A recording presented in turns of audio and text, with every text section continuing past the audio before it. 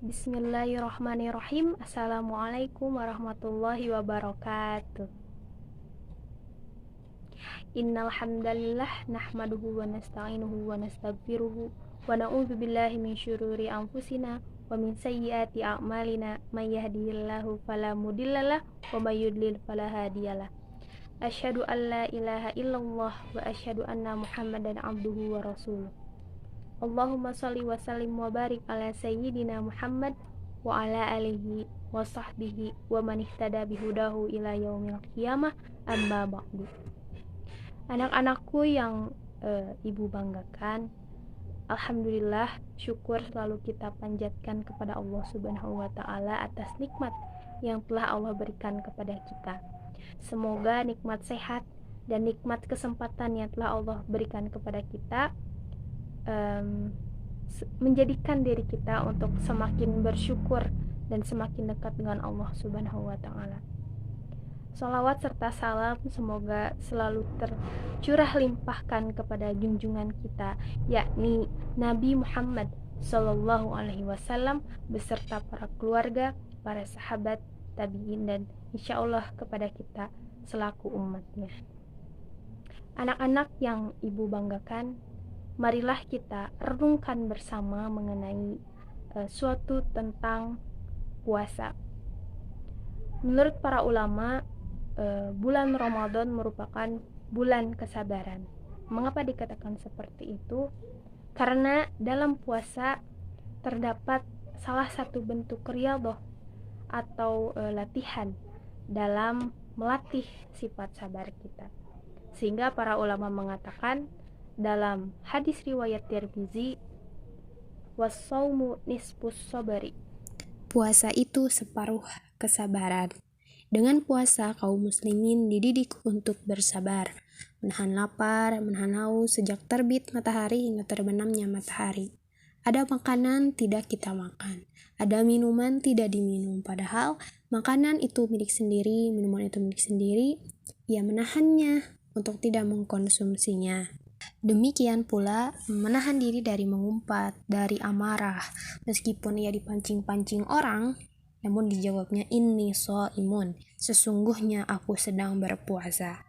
Nah, menahan diri inilah bagian dari pendidikan kesabaran yang Allah canangkan melalui puasa, dan Allah telah menyediakan banyak keutamaan untuk orang-orang yang sabar. Apa saja? Yang pertama yaitu adalah pahala tanpa batas. Dalam Quran surat Az-Zumar ayat 11, A'udzubillahi minasyaitonirrajim, Bismillahirrahmanirrahim. Innama yuwaffas sabiruna ajrahum bighairi hisab. Sesungguhnya hanya orang-orang yang bersabarlah yang dicukupkan pahala mereka tanpa batas. Di sini ada dua kalimat yang keren banget gitu. Allah menjelaskan balasan terhadap orang-orang yang sabar, dan sabar itu dilatih ketika kita berpuasa.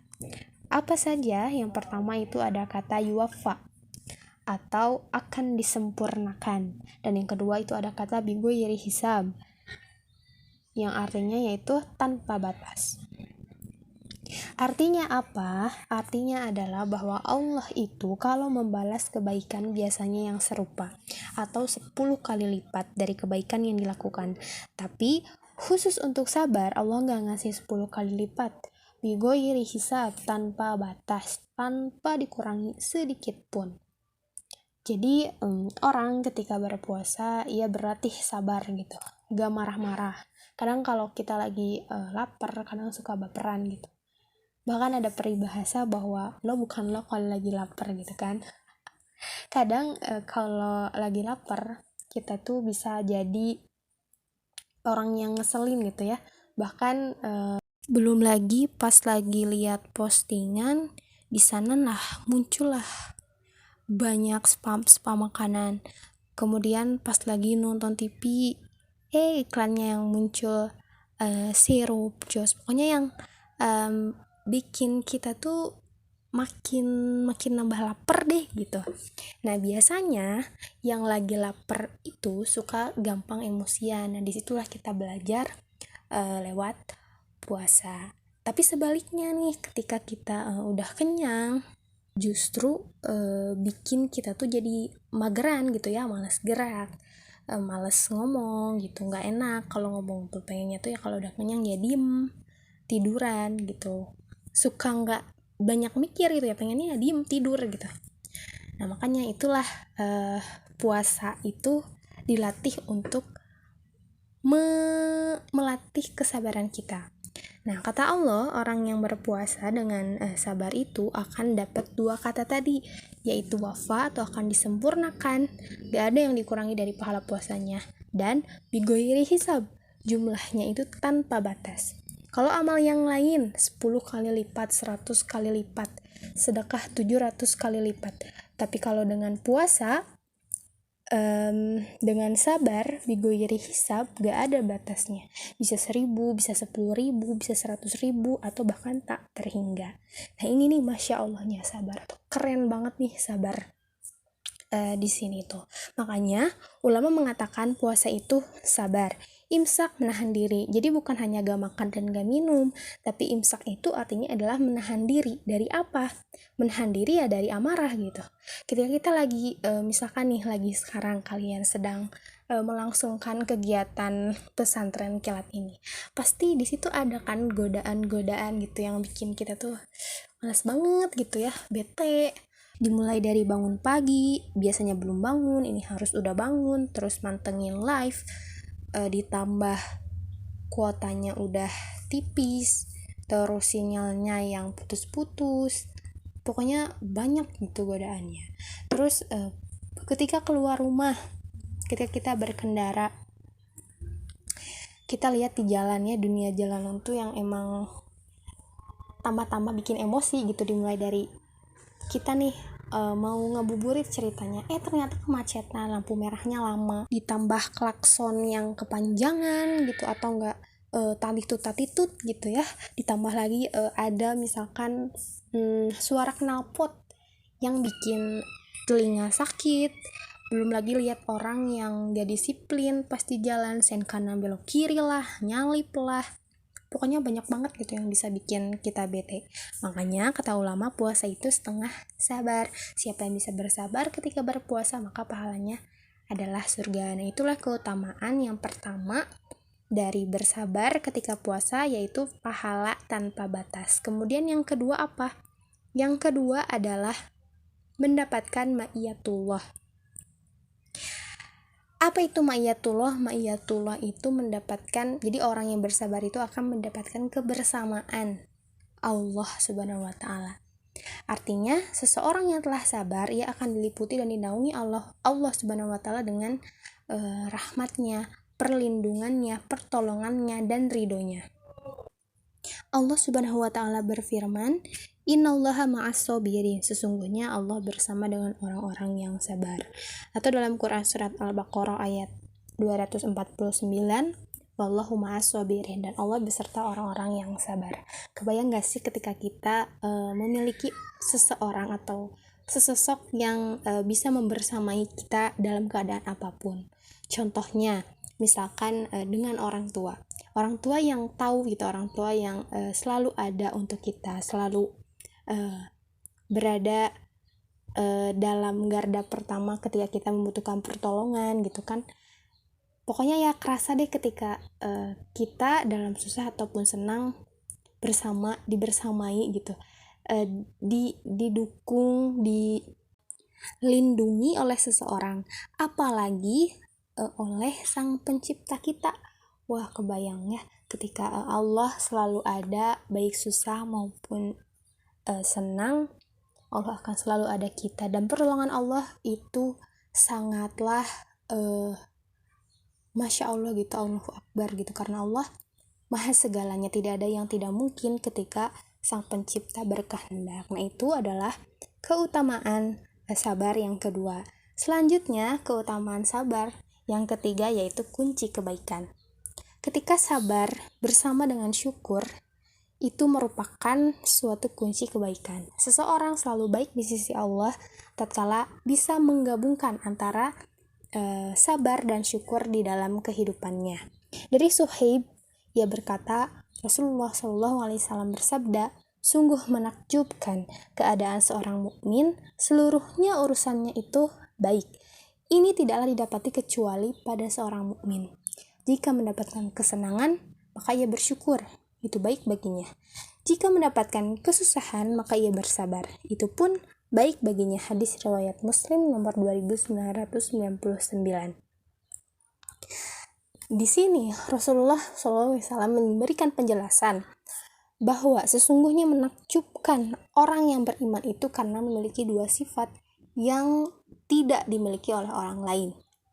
Apa sifat yang pertama? Sifat yang pertama itu ialah sifat bersyukur ketika mendapatkan kenikmatan dari Allah Subhanahu wa taala. Berupa apapun kenikmatan itu, sekecil apapun kenikmatan itu, tidak pernah ia lewatkan untuk bersyukur. Jadi tidak hanya sebatas berkata alhamdulillah, tidak hanya sebatas biqauli alhamdulillah, tapi hatinya itu selalu bersyukur. Namun demikian juga perilakunya pun harus mencerminkan perilaku layaknya orang yang bersyukur. Nah, sifat yang kedua orang yang beriman itu ialah mereka yang selalu bersabar. Ia selalu bersabar ketika mendapatkan berbagai ujian dari Allah Subhanahu wa taala. Jadi ya ujian itu kan bukan hanya berupa kesusahan gitu, tapi ujian yang Allah berikan itu bisa berupa kesenangan, harta gitu ya, keluarga dan lain sebagainya. Nah, itu adalah keutamaan sabar yang ketiga. Kemudian apalagi nih setelah tadi keutamaan sabar yang keempat, yaitu dicintai oleh Allah. Orang yang sabar akan dicintai oleh Allah Subhanahu wa taala sebagaimana firman-Nya dalam Quran surat Al-Imran ayat 146, wallahu yuhibbus sabirin, dan Allah mencintai orang-orang yang sabar. Ingin disayangi Allah, maka bersabarlah. Kalau seseorang sudah dicintai oleh Allah, ia pasti akan dilindungi olehnya, ia pasti akan dikasihi olehnya, ia juga pasti akan dijaga oleh Allah Azza wa Jalla. Kalau ada yang memusuhinya, maka Allah yang akan membelanya. Nah, itu ketika kita contohkan gitu ya. Tadi yang kedua yaitu orang yang bersabar akan dibersamai. Nah, ini yang keempat, orang yang bersabar akan dicintai. Ketika yang namanya cinta pasti melebihi dari apapun gitu. Ketika seseorang udah cinta terhadap sesuatu, pasti orang yang mencintai itu akan memberikan segala-galanya untuk orang yang dicintainya. Apalagi Allah gitu, apalagi sang pencipta kita yang mencintai hambanya. Wah, Masya Allah gitu, pasti tidak ada yang tidak mungkin akan berikan oleh Allah kepada kita. Masya Allah. Nah, itu adalah keutamaan-keutamaan dari sabar. Kemudian apa sih sebenarnya hakikat sabar itu? Apakah ketika kita sabar itu berarti kita menerima segala sesuatu dengan rela, dengan pasrah gitu, tanpa adanya perlawanan, tanpa adanya ikhtiar gitu? Apakah seperti itu? Tentu bukan. Islam mengajarkan bahwa sabar itu ada pada 3 hal. Yang pertama, sabar dalam ketaatan. Artinya, seorang mukmin harus sabar dalam menjalankan perintah Allah Subhanahu wa taala meskipun perintah itu berat dan dibenci oleh nafsunya. Seorang mukmin harus tetap taat pada hal-hal yang telah diwajibkan baginya meskipun banyak sekali hal yang merintangi, mulai dari kemalasan, terus kebencian gitu ya, baik dari faktor internal maupun faktor eksternal. Banyak sekali ujian-ujian yang merintangi kewajiban kita sebagai muslim. Berpuasa tentu tidak ringan. Kalau misalnya ringan, kenapa orang-orang masih ada yang tidak kuat gitu ya, tidak sampai tidak full gitu puasanya. Padahal tidak ada alasan-alasan yang mengharuskan ia untuk batal. Berarti menandakan bahwa puasa itu nggak ringan gitu. Puasa itu tidak mudah. Sholat juga tidak mudah gitu. Haji juga sama gitu. Semuanya itu tidak mudah manakala tidak dilandasi oleh kesabaran. Begitu banyak ujian-ujian yang Allah berikan.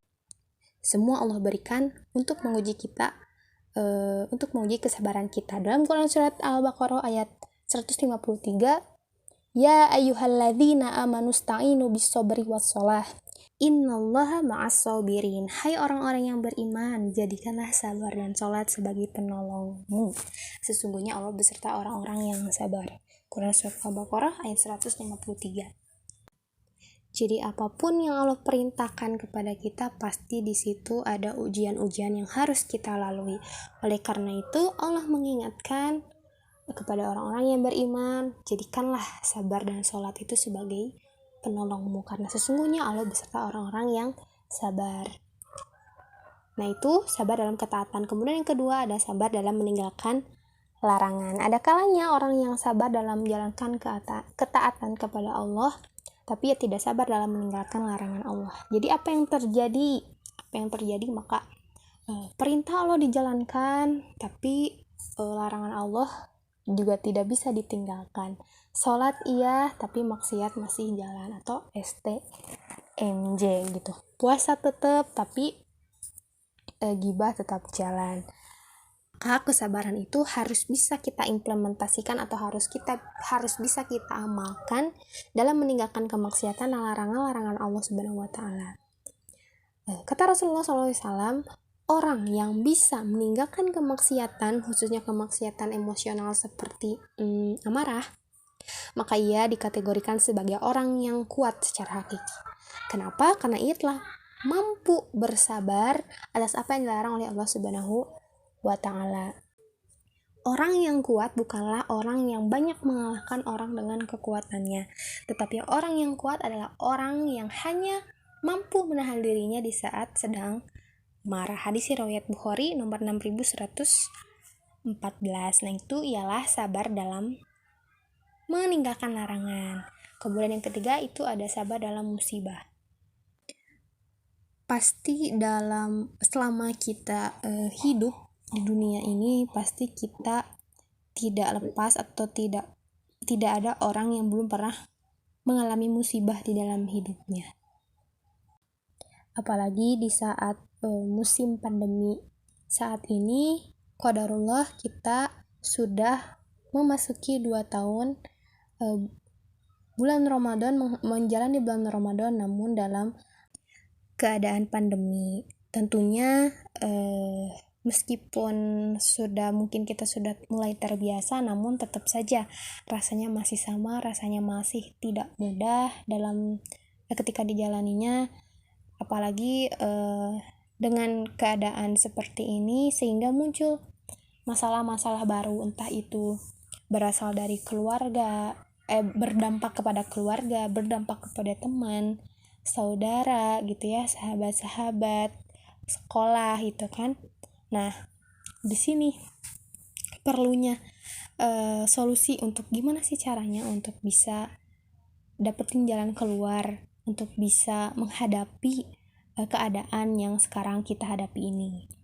Nah, ternyata jalan keluarnya itu setelah sholat itu ya sabar gitu. Nah, oleh karena itu alangkah lebih baiknya, meskipun ini semua tidak mudah, kita terima apapun yang terjadi, kita syukuri apapun yang terjadi, kemudian setelah itu bersabar, lalu ambil hikmahnya. Setelah itu baru kita pikirkan apa yang harus kita lakukan untuk lebih berkreasi lagi, lebih berinovasi lagi demi keberlangsungan umat. Ini salah satu contohnya nih, sekarang meskipun dalam keadaan pandemi di bulan Ramadan, tapi kita masih bisa melaksanakan kegiatan pesantren kilat ini.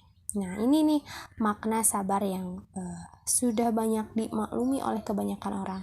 Meskipun seringkali kita keliru gitu dalam menggunakan istilah sabar. Banyak orang yang mengira saat seseorang mendapatkan kesulitan, ya pasrah gitu, tanpa berusaha, tanpa berikhtiar menghilangkan kesulitan itu atau mencari solusinya.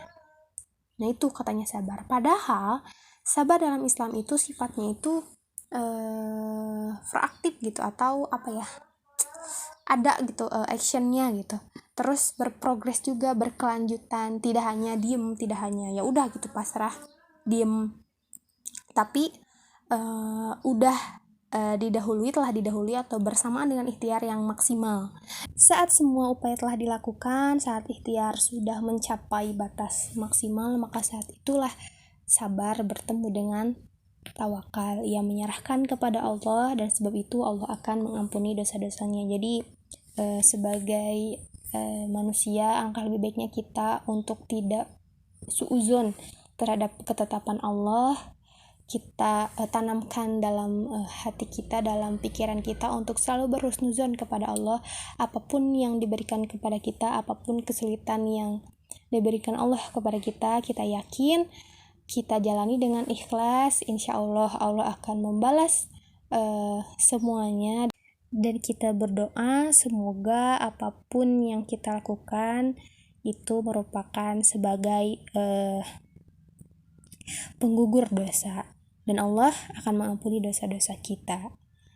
Dalam hadis muttafaq alaih, segala sesuatu yang menimpa seorang muslim, baik berupa rasa letih, sakit, gelisah, sedih, gangguan, gundah gulana, maupun duri yang mengenainya, adalah ujian baginya. Dengan ujian itu Allah mengampuni dosa-dosanya. Nah, itu janji Allah itu. Jadi jangan bersuuzon, tetap berhusnuzon. Semoga di bulan Ramadan yang juga dikenal dengan bulan kesabaran ini, kita mampu melatih kesabaran kita dan dikuatkan kesabaran kita oleh Allah Subhanahu wa Ta'ala. Sekian yang bisa saya sampaikan, semoga bisa bermanfaat. Mohon maaf apabila ada kesalahan. Sesungguhnya bahwa kesempurnaan itu milik Allah dan kekurangan itu milik saya. Barakallahu fikum, Allahumma muwafiq ila aqwamit thoriq. Assalamualaikum warahmatullahi wabarakatuh.